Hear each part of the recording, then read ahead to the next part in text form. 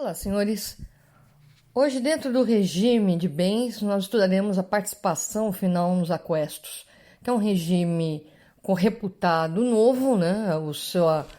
A existência no direito brasileiro se deu com o advento do Código de 2002, só que ele tem um exaustivo regramento previsto nos artigos 1632 a 1686 do Código Civil, muito contrário aos demais regimes. Os regimes já examinados e aquele que veremos no futuro, que é o de separação de bens, não são regimes com um regramento tão exaustivo como o regime de participação final nos aquestos, até pela complexidade deste regime, que é um regime misto, um regime híbrido, né? A execução dele se faz um pouco mais complicada. Daí a sua recomendação apenas para os casos em que ambos os cônjuges ou nubentes possuam patrimônio. É uma forma de gestão patrimonial um pouco mais diferenciada, que necessitará aí de um apuramento contábil mais detalhado, para que não se converta numa forma de engodo ou de causar prejuízo monetário a alguém. Para entender sobre a participação final nos aquestos, vamos fazer a leitura do artigo 1672, que diz o seguinte: no regime de participação final nos aquestos, cada cônjuge possui patrimônio próprio, consoante o disposto no artigo seguinte, e lhe cabe, à época da dissolução da sociedade conjugal, direito à metade dos bens adquiridos pelo casal a título oneroso, na constância do casamento. Integram o patrimônio próprio os bens que cada cônjuge possui ao casar e os por ele adquiridos a qualquer título na constância do casamento. E a administração desses bens é exclusiva de cada cônjuge, que os poderá livremente alienar se forem bens móveis. Então, vamos tentar entender aqui esse conjunto de modalidades, de regimes que nós temos aqui.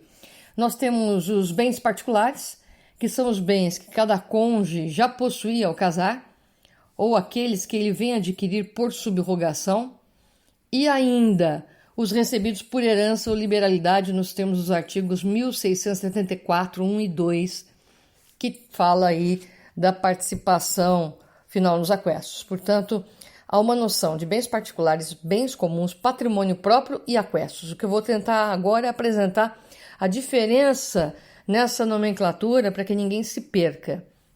Então, os bens particulares são aqueles que o cônjuge possuía ao casar, nos mesmos moldes do que estudamos quando do exame da comunhão parcial, valendo a regra de que aqueles bens que você recebe por sucessão, herança ou por liberalidade, doação, e aqueles subrogados com a compra efetiva de bens que substituem o bem que você possuía ao casar, também são considerados bens particulares. Aqui não há limitação à natureza da doação. O gesto de liberalidade não pode ser considerado aí como qualquer maneira de comunicação. Não há necessidade de uma cláusula de incomunicabilidade, tá? Basta que haja uma liberalidade voltada a fulano de tal, né? Voltada a A e não a A e B, que está caracterizado aí que esse bem ele é particular.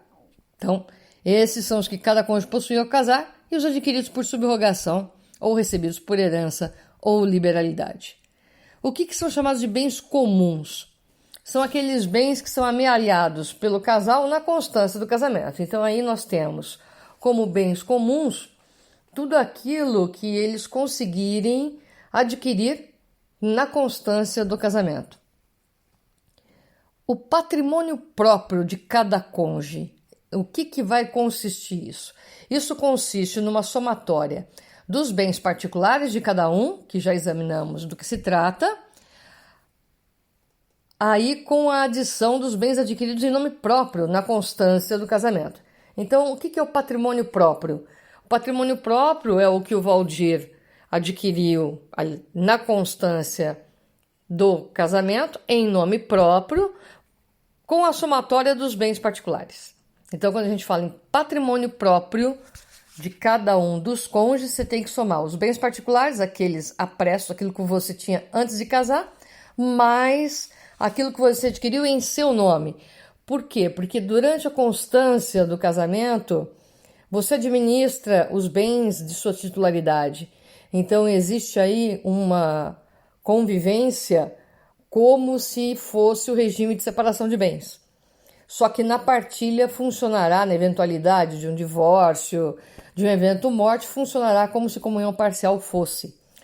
Por isso que a gestão ela é muito peculiar e ela pressupõe que os dois envolvidos nesse casamento, eles tenham renda própria, negócios e um patrimônio que justifique esse investimento. Daí a pouca procura por esse regime de bens. Mas vamos lá que não terminamos o elenco ainda. Então nós temos os bens particulares, os bens comuns, o patrimônio próprio e os aquestos. Os aquestos são os bens que cada um dos cônjuges, mais os comuns adquiridos durante a união. E é esse o acervo a ser partilhado. Os bens de cada um dos cônjuges, mais os bens comuns. Tá? Então, você tem aí, cada um vai fazer jus a metade dos chamados bens comuns, que é o acervo amealhado na constância do casamento, mais metade do valor do patrimônio próprio, adquirido pelo outro durante o casamento. Então, você tem aí, você vai excluir os bens particulares, como sempre. Então, estão excluídos os bens particulares. Do patrimônio próprio, você vai ter aí que pegar esse patrimônio adquirido na constância do casamento, durante o casamento, em nome de um só, e fazer uma eventual compensação de valores. E é por isso que eu falei da contabilidade. Porque aqui haverá pagamento apenas no valor diferenciado de patrimônio próprio. Então, você faz aí a meação dos patrimônios do bem comum, dos bens comuns, e como cada um tem metade do valor de patrimônio próprio adquirido pelo outro durante o casamento, você vai fazer uma compensação de valores aí. Então pensem o seguinte, na constância do casamento eu vou fiscalizar, administrar o meu patrimônio que está adquirido em meu nome de uma forma independente, de uma forma absolutamente tranquila, sem interferência, oposição do outro consorte. No momento do divórcio, aquilo que eu levei para o casamento está excluído. Aquilo que foi subrogado, doado ou recebido de herança também está excluído. Aquilo que nós adquirimos em conjunto na constância do casamento, chamados bens comuns, mais aquele patrimônio próprio meu que eu constituí na constância do casamento, mas coloquei como titularidade minha, eles vão compor esse acervo. Então, na verdade, nós temos dois bens próprios aí, dois patrimônios próprios, o que vem de mim e o que vem da outra parte, mais os bens comuns. Olha a bagunça que isso está virando. Aí tudo bem, os bens comuns já vai ser feita a meação sem problema algum. Como é que fica com o patrimônio próprio? Vamos supor que eu tenho um patrimônio próprio de 1,5 milhão e o meu consorte tem um patrimônio próprio de 2 milhões. A gente tem que fazer a meação? Tem, mas tem uma compensação. Então veja, 1,5 milhão não tem nem que falar em meação. Haverá a meação de 500 mil, que é a parte do patrimônio dele excedente daquilo que eu tenho. Ficou um pouco mais claro? Por isso que é tão difícil falar de participação final nos aquestos quando você vai apresentar essa alternativa de regime de bens ao cidadão comum que está lá na hora do processo de habilitação para escolher regime de bens. Ele inevitavelmente vai optar pela comunhão parcial, pela separação ou pela comunhão universal. O próprio nome já fica uma coisa clara. Quando você fala em participação final nos aquestos, a pessoa não sabe nem quem é o tal do aquesto. Muito provavelmente vai ter uma grande dificuldade para se explicar em que consiste. Para a maioria, sejamos sinceros, isso de pouco interesse ou de pouca valia terá, né? Então aqui você encontra-se no meio termo entre a separação e a comunhão parcial. É para aqueles que não querem nem a separação de bens, nem um regime tão rígido de separação de bens, nem a comunhão parcial, que é muito mais flexível, vai dividir tudo. Então, espera um pouquinho, também não é desta forma que deve ficar. Então, a participação final nos aquestos, ela veio exatamente para permitir uma forma aí, não só híbrida, né? Porque parece que na constância do casamento, a separação e ao término dele é comunhão parcial, mas ao mesmo tempo uma gestão um pouco mais inteligente. E isso daí, entendam o seguinte, para quem exerce profissão de risco, no sentido de risco financeiro, para quem é empreendedor, para quem tem negócios, os dois trabalham, os dois vão contrair dívidas, essas dívidas não serão comunicáveis. Se faz parte do meu patrimônio próprio, a dívida é minha. Se faz parte do patrimônio próprio do outro, a dívida é dele. É diferente da dívida contratada em meu nome para benefício da família ou do casal, que essa sim é partilhável. É a mesma regra geral, gente. A dívida que é contratada para benefício ou que chega em benefício da família, ela deve ser arcada pelos cônjuges. A dívida que será contratada em benefício do meu patrimônio próprio, da minha empresa, essa eu arco. É interessante que nesse caso da participação final nos aquestos, quando eu não tiver patrimônio suficiente para pagar a dívida, não tem como você procurar no patrimônio próprio do outro cônjuge. Está vedado. Então, esta é uma interessante marca da participação final nos aquestos. Então, vamos supor o seguinte, a minha empresa está indo de mal a pior, né? Uma coisa inédita. Então, em termos de Brasil, nesse momento que a gente vive, a empresa está indo de mal a pior, eu contrato aí um empréstimo, não consigo pagar o empréstimo, meu patrimônio próprio já foi envolvido, não estou em processo de separação, senhores, não estou em processo de divórcio, está tudo em ordem com o casal. Vai pegar o patrimônio próprio do outro cônjuge? De jeito nenhum. Pode pegar o patrimônio comum e mesmo assim ele vai brigar pela meação dele. É essa regra que, de alguma forma, não é que blinde, mas dota de maior garantias e de uma certa autonomia até para a sobrevivência da família, porque os riscos passam a ser individuais. Eu assumo os meus riscos financeiros e arco com eles. Assim como quando tiver sucesso, posso fazer as aquisições que interessar em meu nome próprio, independentemente da administração conjunta das despesas familiares.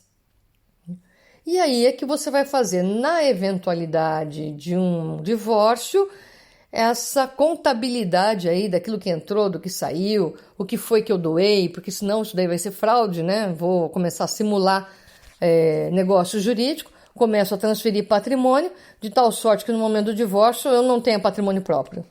Só o outro tem, então ainda vou mear aquilo que é do outro. Então não é bem essa a finalidade, mas como já havia conversado com os senhores, quem quer lesar sempre vai encontrar meios e fórmulas. Não importa qual o regime de bens. Pode ser mais fácil ou um pouco mais trabalhoso, né? Mas vai encontrar fórmula para isso. A participação final dos aquestos, por ser pouco exercida, a maioria que acaba optando pela separação de bens e uma flexibilização no pacto antinupcial, ou então pela comunhão parcial e também uma flexibilização no pacto antinupcial. Poucos optam pela participação final nos aquestos, ela é de pouca compreensão, até porque essa apuração financeira continuativa ela tem uma repercussão extra patrimonial muito grande de impacto familiar. Então, ela pressupõe uma maturidade das partes envolvidas bem maior para que eles possam administrar essa questão desses bens. Marilena, pode ser que haja obrigação, já que houve uma diferença patrimonial aí, de eu pedir o bem que está com o outro? Não, eu vou poder pedir o valor. Lembra que a diferença era de 500 mil? Eu posso pedir o valor. Eu não posso subtrair o bem de propriedade e titularidade do outro cônjuge. Que isso fique claro. Então, aqui tem que se adequar aí para evitar fraudes, atos fraudulentos, simulações e também verificar essa contabilidade. Não é possível fazer, senhores? Optem por um regime mais adequado, talvez menos trabalhoso e que permita uma maior intelecção, não só como uma convivência mais tranquila por parte do casal. Este é o tipo de regime de bens que você vai indicar para administrador de empresa, para quem possui negócio de risco, para quem é dono de construtora, sendo que os dois trabalhem, Porque se um deles não trabalhar, já não é mais o regime ideal, né? Aqui a gente indica a participação final nos aquestos em que hipótese? Os dois trabalham, os dois têm riscos negociais e precisam de autonomia para trabalhar com os seus bens, adquirir, vender, de uma maneira mais tranquila. Então, para que isso seja possível, esse é o regime que se indica como o mais adequado. Nem preciso dizer, despiciando falar, portanto, que boa parte da doutrina é refratária à aplicação do regime da participação final nos aquestos exatamente por tantas filigranas e possibilidades de desvio nesse regime de bens. Embora ele tenha tido todo um exaustivo tratamento por parte da legislação. Mas isso a gente terá a oportunidade de entender um pouco melhor depois que discutirmos a separação de bens, que é o objetivo do nosso próximo encontro. Aí a gente celebra a questão da separação de bens e volta para tratar daquilo que faltou na participação final dos aquestos pela não compreensão anterior do regime de separação de bens. Ficamos por aqui, senhores. Cuidem-se, fiquem bem. Abraços virtuais a todos e até a próxima conversa.